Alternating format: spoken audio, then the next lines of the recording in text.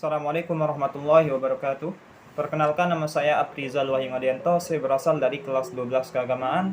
Baiklah, di sini saya akan mempraktekkan ujian praktek ilmu tafsir yang telah diinstruksikan oleh guru mata pelajaran kami, yaitu ialah Pak Yusro.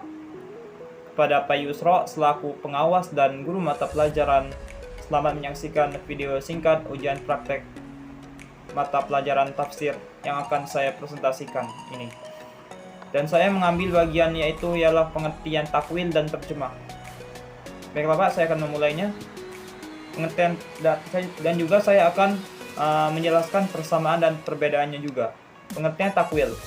Takwil secara bahasa adalah ar-raja', kembali atau mengembalikan, as-saisah atau menyiasati, dan al-ayyal, memalingkan. Secara istilah, takwil mempunyai beberapa definisi. Di antaranya adalah sarafa al-lafzi an ma'ahu az-zahir ila mu'ayya yahtamilhu idza kana lil muhtamal alladhi yarahu muwaqi'an lil kitabi was sunnah, yang artinya memalingkan kalimat dari maknanya yang zahir, makna tersurat, kepada makna lain, makna batin atau makna tersirat yang juga dipakai lafaz itu, jika makna lain yang dilihat sesuai dengan Al-Quran dan Sunnah.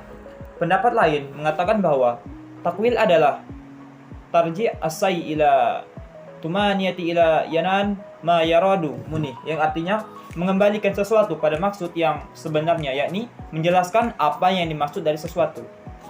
Dengan dua pengertian di atas, dapat disimpulkan bahwa yang dimaksud dengan mentakwilkan Al-Quran adalah memalingkan kata atau kalimat yang ada di dalam Al-Quran dari maknanya yang zahir, tersurat, kepada makna yang batin, yaitu tersirat. Karena makna batin itu dianggap lebih sesuai dengan jiwa ajaran Al-Quran dan Sunnah Rasulullah. Misalnya, pada kata atau kalimat yang memiliki lebih dari satu kemungkinan makna. Kata yada dalam Al-Quran surah Al-Fath ayat 40, surat 8 ayat 10, yadallahu fawqi aydihim, yang artinya makna lahirnya adalah tangan, sedangkan makna batinnya atau ditakwilkan dengan kekuasaan. Terus pengertian dari terjemah. Selanjutnya pengertian dari terjemah yaitu ialah secara bahasa adalah suatu teks dalam suatu bahasa, teks sumber, dan hasil teks yang menerapkan padanan dalam bahasa lain yang mengomunikasikan pesan serupa. Sedangkan pengertian terjemah secara istilah atau terminologi adalah mengungkapkan perkataan atau kalimat dengan menggunakan bahasa lain atau memindahkan suatu perkataan ke dalam bahasa lain dengan tidak merubah semua kandungan makna dan maksud awal. Jadi, makna terjemah adalah menjelaskan makna sesuatu perkataan ke dalam bahasa yang lainnya dengan tidak merubah semua kandungan makna dan maksud awal. Terjemahan Al-Quran ada dua macam, yaitu yang pertama ialah terjemahan harfiah atau terjemahan lafziyah, adalah terjemahan yang kata perkataannya sangat terikat dengan kosakata dan struktur bahasa yang ada dalam bahasa pertama atau bahasa asal, sehingga seakan-akan hanya menggantikan makna kata-kata itu pada urutan dan tempatnya masing-masing secara sama.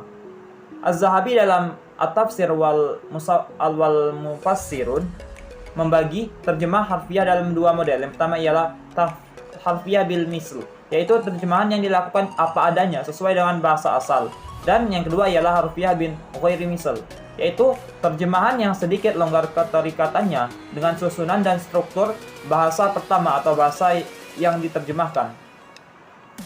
Terjemah tafsiriyah atau maknawiyah adalah menerangkan atau menjelaskan makna perkataan atau kalimat yang terkandung dalam bahasa pertama ke dalam bahasa lain tanpa memperhatikan susunan dan jalan bahasa aslinya, dan juga tanpa memperhatikan makna yang dimaksudnya. Pada umumnya, kedua cara ini digabungkan agar sasaran penerjemahan, yaitu ketepatan bahasa dan makna, dapat tercapai.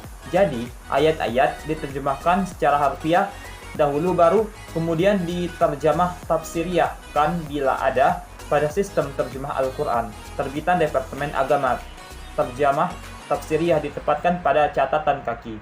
Beberapa hal yang harus diperhatikan dalam menerjemahkan. Yang pertama penerjemah harus benar-benar mengetahui dan menghayati kedudukan dan aspek-aspek dari kedua bahasa, yaitu bahasa asal dan bahasa terjemah.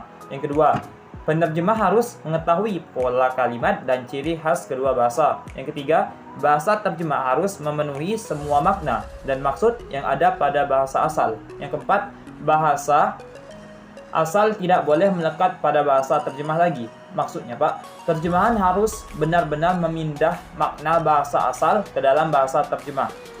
Baiklah, saya akan menjelaskan persamaan dan perbedaannya. Persamaan. Yang pertama ialah ketiganya menerangkan makna ayat-ayat Al-Quran. Yang kedua, ketiganya sebagai sarana untuk mempermudah dan memahami dalam hal ini untuk memaknai Al-Quran. Dan perbedaannya, tafsir menjelaskan makna ayat yang kadang-kadang dengan panjang lebar, lengkap dengan penjelasan hukum-hukum dan hikmah yang dapat diambil dari ayat itu, dan seringkali disertai dengan kesimpulan kandungan ayat-ayat tersebut. Yang perbedaan yang kedua ialah takwil mengalihkan lafaz-lafaz ayat Al-Quran dari arti yang lahir dan rajih pada arti lain yang samad dan marjuh. Perbedaan antara tafsir dan takwil adalah bahwa tafsir itu menerangkan maksud yang ada pada lafaz, sedangkan takwil itu menerangkan maksud yang ada pada maknanya. Yang ketiga, terjemah hanya mengubah kata-kata dari bahasa Arab ke dalam bahasa lain tanpa memberikan penjelasan arti kandungan secara panjang lebar dan tidak menyimpulkan dari isi kandungannya.